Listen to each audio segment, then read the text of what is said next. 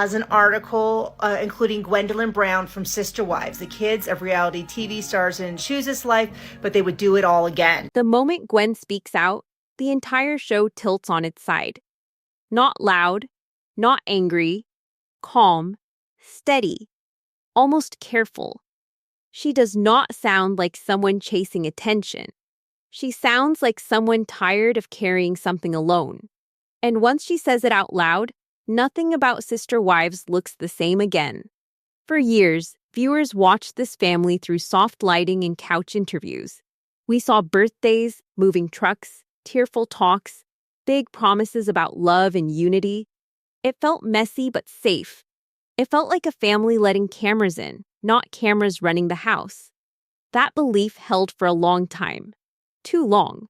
Gwen does not attack, she explains. She talks about growing up with cameras always close. She talks about showing up, filming, sharing pieces of herself without contracts or pay. No safety net, no choice once the system was set. Her voice stays even, but the weight lands hard. Because this is not a side detail. This is the foundation cracking. What hits first is not the money. It is the realization that children carried the emotional load of the show. The tears, the awkward moments, the family stress. Those scenes drove the story forward. Adults debated and argued, but the kids absorbed it. On screen, they were framed as part of the family experience. Off screen, they had no control over how their lives were used. The show sold growth. Viewers believed they were watching something honest unfold. Gwen's words force a pause. They make you replay old scenes in your head, the quiet ones. The moments where a child sits on a couch answering questions too big for their age. Moments that once felt open, now feel exposed. There is something unsettling about how calm Gwen is while saying all this. No drama, no theatrics, just truth spoken plainly. That tone does more damage than shouting ever could. It suggests this was normal to her.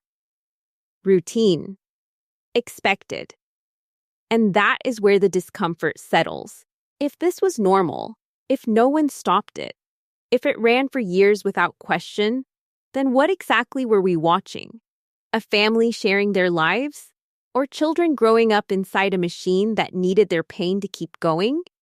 Because once you hear Gwen, you have to ask it.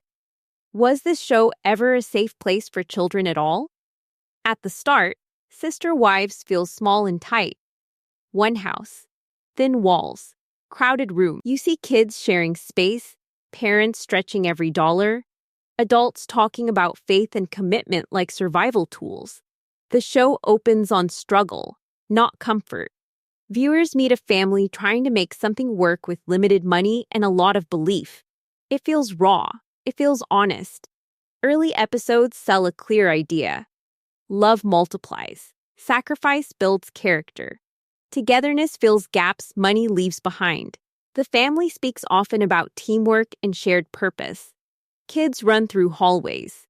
Meals feel loud and chaotic. No polish. No luxury.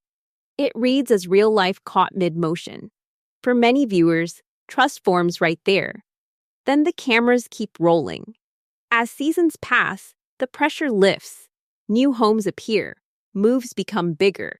Cars get nicer. Confessionals grow smoother. The show starts to look less like survival and more like structure. What once felt spontaneous becomes scheduled. Family talks move from kitchen tables to staged couches. The tone shifts without announcement. At first, the change seems earned. The show gave them opportunity. The family worked hard.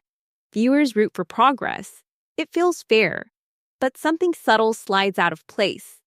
The kids talk less freely. Their faces change. Early joy dulls into restraint. You see it in posture. Short answers. Side glances toward parents before speaking. The promise was togetherness. The reality becomes hierarchy. Adults debate moves, money, choices. Kids react. They adjust. They absorb. When stress hits, the children sit in the middle of adult decisions. Filmed, questioned, expected to explain feelings on cue. It gets framed as openness. Growth. Family honesty. There's irony here. The show claims transparency while control tightens. The family escapes poverty, yet the cost spreads unevenly. Adults gain security. Kids lose privacy. The series grows bigger, yet the children shrink inside the frame. Less room to speak, less freedom to step away. Viewers stay invested because the story still feels personal. The family shares pain. Divisions show. Tears feel real. But hindsight changes the read. Early scenes look different once you know how little protection existed. What felt like inclusion starts to resemble exposure. The rise of the show brought safety for some. Stability. Income. Options.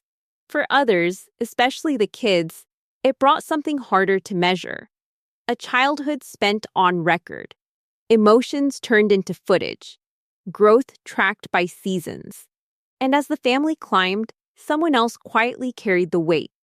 The kids paid the real price for the family's rise, long before anyone said it out loud. Money enters the story quietly.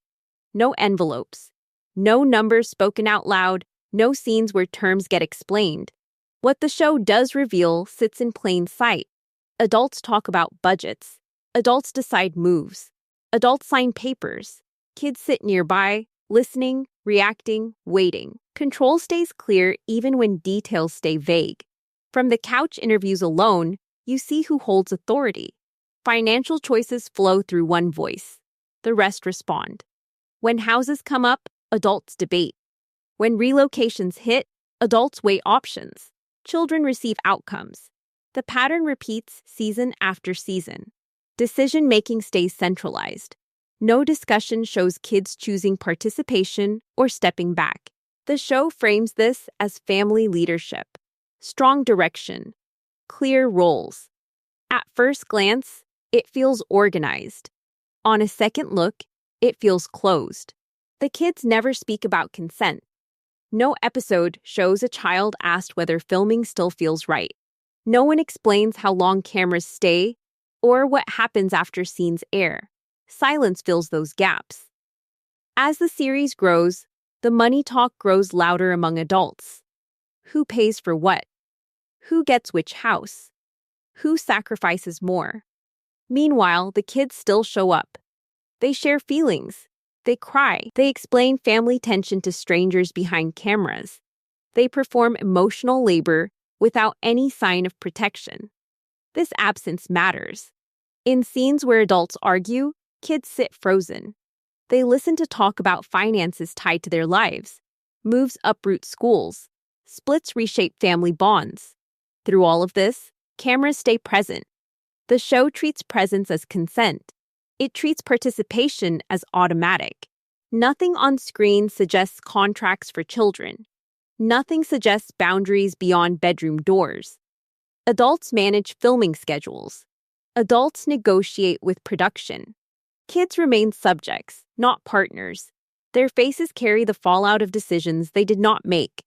The unsettling part sits in how normal this feels inside the show. Viewers get used to it. The format trains acceptance. Adults speak.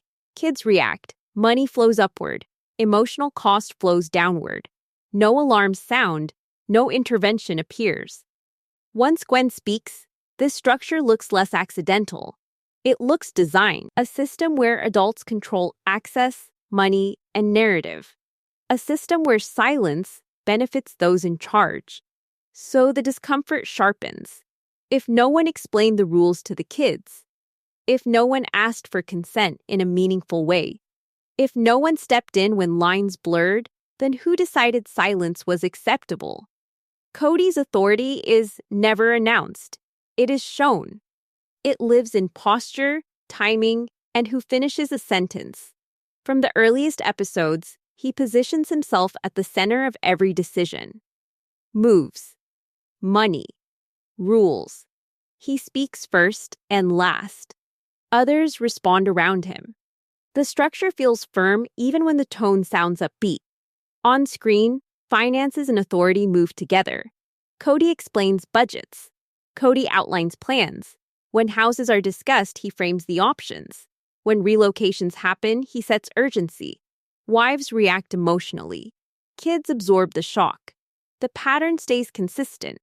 Control over money becomes control over direction, and direction becomes control over voices. When tension rises, Cody's tone hardens. He talks about loyalty. He talks about respect. Disagreement gets framed as a personal failure, not a difference in needs. This shows clearly in group conversations. When someone pushes back, the room tightens. The conversation shifts from problem solving to discipline. Authority takes priority over understanding. The kids watch this play out. They learn who sets limits and who adapts. They learn which emotions are welcome and which cause friction. When Cody enters a scene, energy changes. Laughter drops. Bodies stiffen. Even when he jokes, the power imbalance stays present. It is subtle but constant. Christine becomes the contrast without trying to be one. She speaks with more emotional honesty. She names loneliness. She admits exhaustion. On screen, she often asks questions instead of delivering answers. She checks in with kids. She notices shifts in mood. Her approach feels relational rather than directive. This difference matters. When Christine voices concerns, especially about family strain, Cody often responds with frustration. He treats emotional needs as disruptions. Practical goals matter more. Order matters more. The message lands clearly. Stability means obedience, not comfort. As seasons pass, this dynamic sharpens. Financial control stays centralized. Emotional labor spreads outward. Christine's resistance grows quieter, then heavier. She tries to protect her space and her children within a system that rewards compliance. Her discomfort reads as disloyalty in Cody's framework. Nothing here requires speculation. The episodes show it. Who interrupts? Who gets overruled? Who explains themselves and who does not? Authority becomes a performance repeated often enough to feel normal. But authority and care are not the same thing. Control can keep order without keeping people safe. Leadership can manage outcomes while missing needs entirely. And watching it unfold on screen makes one truth harder to ignore. Authority does not automatically mean each wife responds to the same structure in a different way. Not because the rules change, but because survival looks different depending on where you stand. The system stays firm. The reactions shift.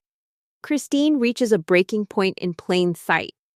Her loyalty weakens as her emotional needs go unmet. On camera, she tries to explain herself again and again. She asks for partnership, not control. The more she speaks, the clearer it becomes that honesty carries a cost. Her choice creates tension, but it also creates clarity. She stops pretending comfort is enough. Janelle moves differently. She values stability and practicality. She tolerates imbalance longer, believing structure protects the family. When conflict rises, she pulls inward. On screen, she often absorbs frustration quietly, choosing endurance over confrontation. Her loyalty looks steady, but it demands personal sacrifice. You see it in moments where she swallows words rather than escalate. Mary's position is the most isolating. She clings to the original vision long after it stops serving her. Her loyalty turns rigid. On camera, she waits for approval that rarely comes. Her silence feels heavy. She stays even when connection thins. The consequence is loneliness performed as commitment. Robin enters later and adapts fastest. She aligns closely with the existing power. Her loyalty expresses itself through agreement and reinforcement. On screen, she often echoes Cody's framing of issues. This does not make her a villain. It makes her strategic. In a system that rewards alignment, she secures protection by staying close to authority. None of these responses are clean or simple. Each choice carries a cost. Speaking up brings conflict. Staying quiet brings erasure. Aligning brings safety but shifts balance. Holding on brings pain. The show captures all of it without naming the trade-offs. What becomes uncomfortable is how silence gets rewarded. Scenes run smoother when fewer objections appear. Group talks feel calmer when dissent fades. The camera reads this as progress. Viewers are shown peace, but peace here often means withdrawal. Over time, loyalty stops meaning mutual care. It starts meaning compliance. The wives adjust in different ways, but the system remains unchanged. The cost moves inward, carried privately while calm plays out publicly. This is where the tension settles. The quiet moments, the polite nods, the scenes without argument. They look healthy on screen. They feel resolved. But once you notice what is missing, the absence speaks louder than words. Because silence can look like peace on camera, even when it is anything but at first, the kids are everywhere. They fill the frame. They interrupt scenes. They talk over each other on couches meant for adults. Early seasons cannot avoid them even if they tried. Their presence is loud, chaotic, alive. Then something shifts. It does not happen all at once. No episode explains it. One season, a familiar face speaks less. Another season, a couch looks emptier. Confessionals narrow. Questions get shorter. Answers feel rehearsed or disappear entirely. Viewers are never told why. The show just keeps moving. You notice patterns before you notice names missing. Group scenes focus longer on adults. Family talks exclude younger voices. Emotional fallout gets summarized instead of shown. Kids who once narrated their own feelings become topics discussed by parents. Their inner lives get translated, filtered, softened. What makes it uneasy is how quiet the transition feels. There's no conflict attached to their absence. No on-screen concern. The format adjusts smoothly, as if this was always the plan. The kids age out of visibility without ceremony. Their growth happens off-camera, while the story insists nothing changed. When a child does appear later, the tone is different. More guarded. Less spontaneous. They speak like guests, not participants. They answer carefully. They smile politely. It feels like a learned behavior, not a natural one. Confessionals tell the story clearly if you watch closely. Early seasons give kids time and space. Later seasons limit their presence to reactions, not reflections. They respond to adult choices, but rarely comment on how those choices land. The camera stops asking. Absence starts to feel intentional. The show knows how to frame growth. It knows how to explain transitions. Yet here, it chooses not to. Silence fills the gap where context should be. Viewers are left to assume distance, adulthood, independence. But distance does not explain everything. Because absence is not random. It follows tension. It follows conflict. It follows moments where speaking carried consequences. The kids who fade are often the ones who once asked hard questions or showed visible discomfort. Their disappearance feels less like growing up and more like stepping back. No one says they chose to stop participating. No one says they were asked to. The lack of explanation protects the system. It keeps the story clean. It avoids accountability. And that is what lingers. The show does not lose the kids. It lets them go without comment, without closure, without acknowledgement. By the time viewers realize how many voices are gone, the pattern is already set. The silence has been normalized. Because this is not just distance. It is a decision. Gwen grows up on camera before she ever gets to decide who she is. Her childhood moments become scenes. Her reactions become edits. What should have stayed private turns into something discussed, replayed, debated by strangers. None of it is framed as harm at the time. It is framed as family life. The show captures Gwen during years when identity is still forming. Questions about self, belonging, and difference surface naturally at that age. On screen, those moments do not get space to breathe. They get packaged. The camera stays close when emotions surface. Conversations meant to be exploratory become permanent records. There is a quiet cruelty in that permanence. Growth usually allows revision. People try ideas, make mistakes, shift. On television, there's no revision. A moment airs and locks in place. Viewers remember it even after the person has moved on. Gwen's story unfolds inside this trap. Scenes show her reacting to family tension, processing change, navigating feelings in real time. The audience watches. The internet responds. Commentary forms before she has language for her own experience. Her inner life becomes public before it becomes settled. What is missing is control. No moment shows Gwen deciding what stays private. No scene shows her setting boundaries. Participation appears assumed. The system treats her presence as part of the family package, not as an individual with evolving needs. This loss is subtle but lasting. When personal milestones turn into content, ownership slips away. Even joy gets distorted. Happiness becomes evidence for a narrative. Pain becomes proof of conflict. Both get flattened by editing. The tone of Gwen's later reflections makes this clear. She speaks with care. She does not dramatize. She explains what it felt like to grow up without a say in how her story was told. That absence of choice echoes across years. The audience often forgets that identity is fragile while forming. It needs privacy. It needs the freedom to fail quietly. The show offers exposure instead, exposure without protection. Once something airs, it lives forever. Clips resurface. Old reactions get reinterpreted. Context disappears. Gwen cannot take those moments back, even if they no longer represent her. The story becomes fixed while the person keeps changing. That is the final loss. Not fame, not money, not even privacy alone. It is authorship. The right to tell your own story on your own terms. Because once a story airs, it no longer belongs to the person who lived it. Garrison's death hits like a weight that refuses to lift. The episode opens with quiet rooms and still faces.